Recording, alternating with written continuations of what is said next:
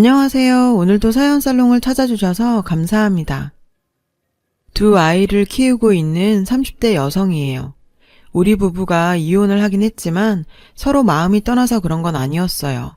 남편 회사가 경영난에 빠지면서 부도 처리가 확실시되자 어느 날인가 남편이 이혼을 요구하더군요. 저한테까지 피해를 줄 수 없다나요? 소위 말하는 위장 이혼이었죠. 처음에 전 반대를 했어요. 아무리 그래도 애들도 있는데 이혼까지 하면서 그래야 하느냐고요. 그랬더니 남편은 오히려 애들 때문에 더 이혼을 하려는 거라고 하더군요. 금융권에서도 하루가 멀다고 연락이 올 거고 사채업자들이나 빚쟁이들도 툭 하면 찾아와 괴롭힐 텐데 한창 자라는 애들이 그런 꼴을 보고 살아야겠냐고요. 남편 말을 듣고 보니 더 이상 반대를 할 수 없었죠. 그래서 남편 뜻을 따랐어요. 혹시 빚쟁이들이 찾아올지 모르니까 몇 년은 떨어져 지내자. 내가 자리 좀 잡으면 연락할게.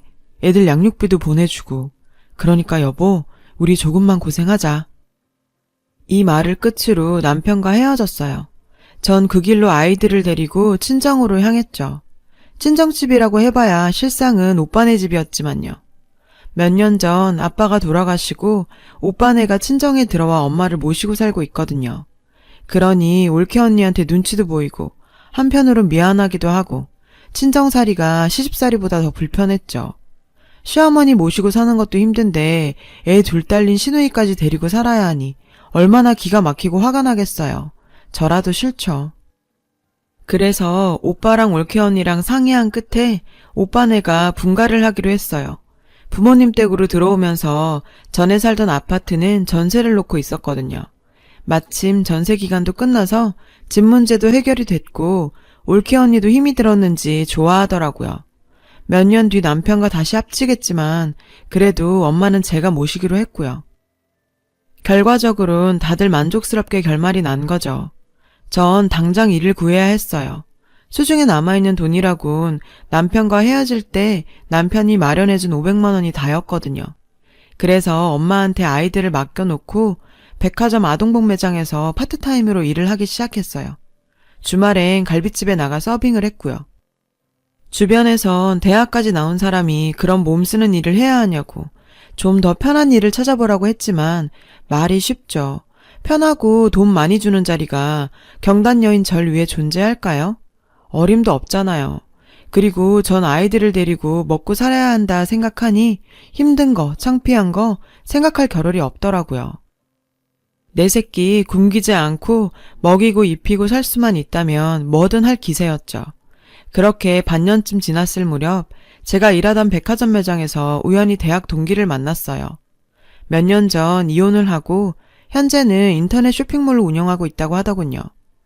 플러스 사이즈 여성들 옷을 전문으로 파는 쇼핑몰인데 오픈 당시엔 그런 쇼핑몰이 흔치 않아서 생각보다는 쉽게 자리를 잡을 수 있었고 현재 규모도 좀 커져서 직원을 여럿 두고 있다고요. 친구는 제 사정을 듣고는 괜찮다면 자기네 회사에서 일해보지 않겠냐고 하더라고요. 직원들이 다들 주부들이라서 애 키우는 정보도 공유할 수 있고 서로 상황을 아니까 편히 봐가며 일하기도 좋다고요. 무엇보다 일하는 시간이 적고 월급이 셌죠. 저는 더 고민할 거 없이 친구 회사에서 일하기로 했어요. 처음엔 일이 서툴러서 실수도 많았지만 크게 어려운 일이 아니라서 금방 적응할 수 있었어요. 얼마 뒤엔 직원들이랑 다들 친해져서 언니 동생하며 지내게 됐고요. 그렇게 2년쯤 지나자 다들 식구처럼 친해져서 애들 학원 픽업도 같이 하고 서로 쉬는 날 애들 데리고 키즈 카페나 놀이공원도 같이 다니곤 했어요. 아빠의 빈자리가 조금 아쉽기는 했지만 가족처럼 가까운 사람들이 생겨 그런가 아이들도 구김살 없이 잘 자라줬고요. 그 일이 있기 전까지는요. 여름 히트 상품 덕에 보너스를 두둑하게 받은 직원들은 단체로 제주도 여행을 떠나기로 했어요. 아이들을 데리고 가는 거라 항공권부터 렌트카, 숙소까지 챙겨야 할 게 한두 개가 아니었죠. 그래도 오랜만에 여행이라 다들 들떠서 힘든 줄 모르고 준비를 했어요. 그렇게 들뜬 얼굴로 항공기에 탑승을 했죠. 그런데 앞자리에 떡하니 남편이 앉아있지 뭐예요. 게다가 젊은 여자랑 함께요. 큰애는 못 보고 지나쳤지만 작은 아이가 아빠를 보곤 아빠! 하고 소리쳤죠. 그러자 남편은 귀신이라도 본 사람처럼 얼굴이 하얗게 질려선 냉큼 고개를 돌리더군요. 작은 애는 자신을 외면하는 아빠를 보곤 울음을 터뜨렸어요. 아, 좀 들어갑시다. 그 순간 뒤에서 누군가 소리쳤어요. 우리 뒤로 탑승객들이 줄줄이 뒤따르고 있었거든요. 하는 수 없이 전 일단 작은 아이를 데리고 우리 자리로 갔어요. 그런데 갑자기 앞쪽에서 시끄러운 소리가 들리지 뭐예요. 보니까 남편이 여자와 함께 자리에서 일어나 기내를 빠져나가려고 하더군요. 탑승하는 사람들을 뚫고서 말이죠. 그 바람에 기내가 솟아냈던 거예요.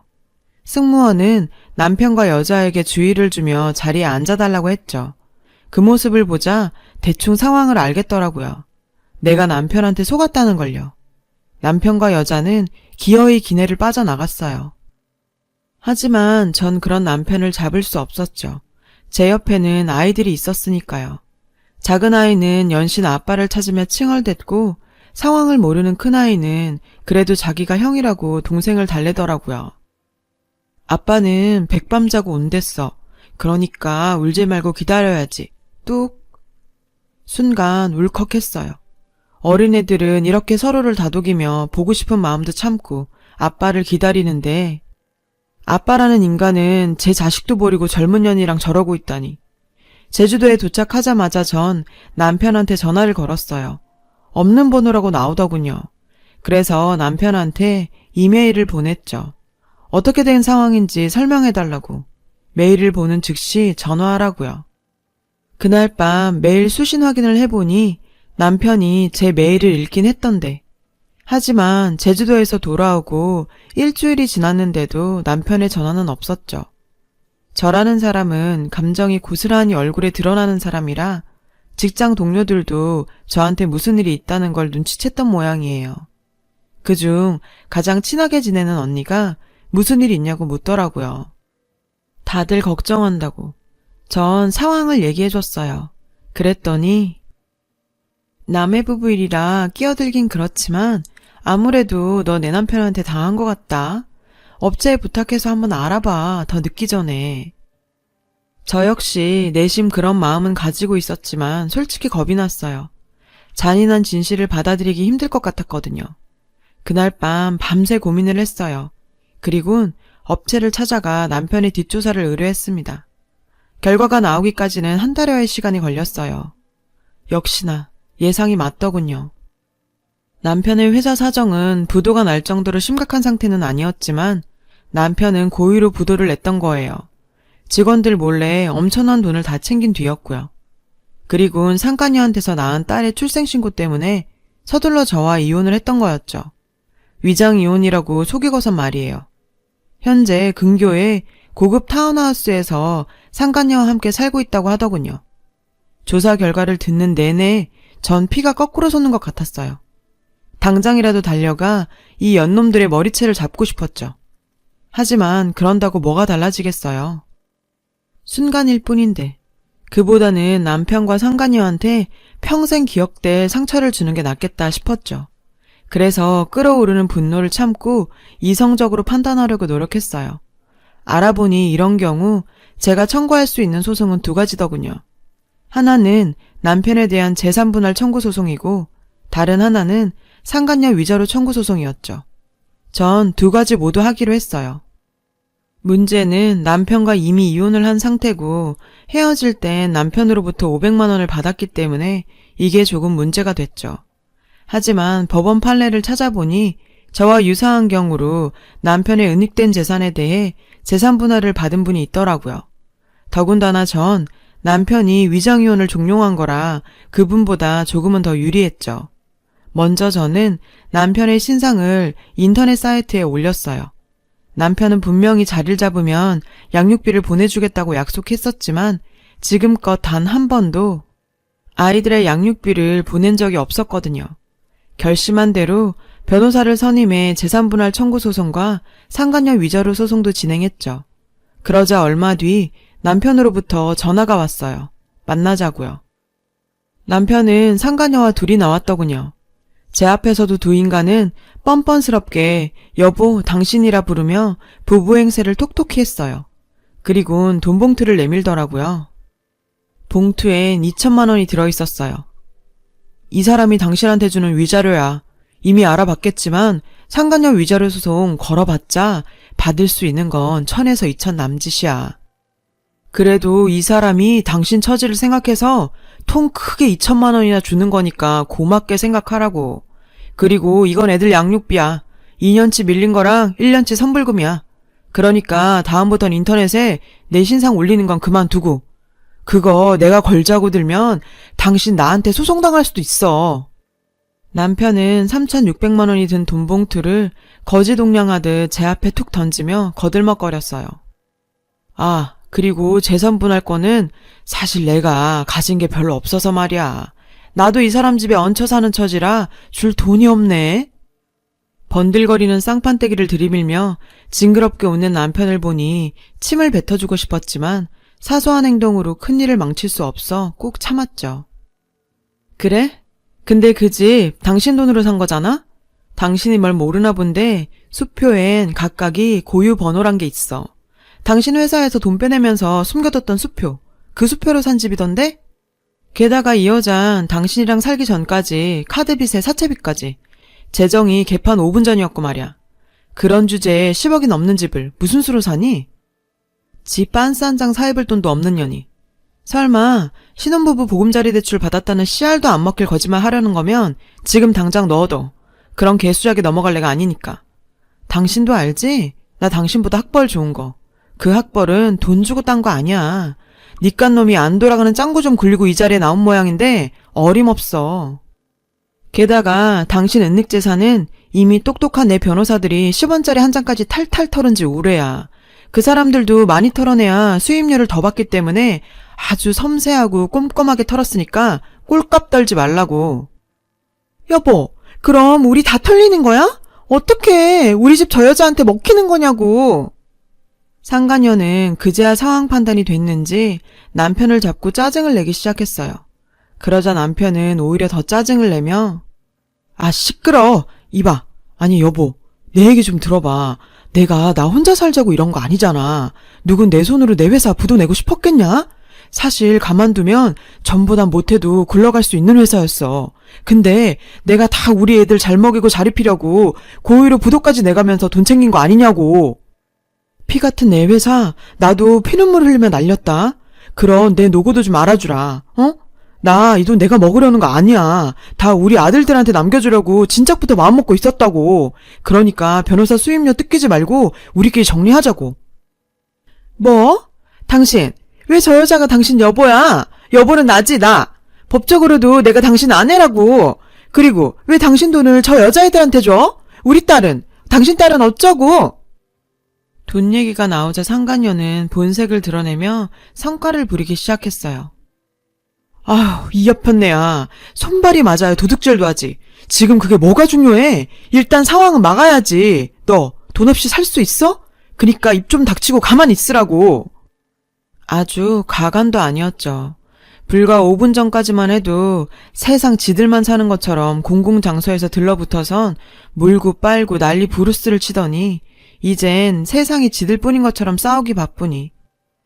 됐고 애정싸움은 니들 집구석에 가서 하고 난 할 말 다 했으니까 가볼게. 아참, 당신 고의로 부도낸 건 확실하지? 미리 돈 챙기려고 말이야.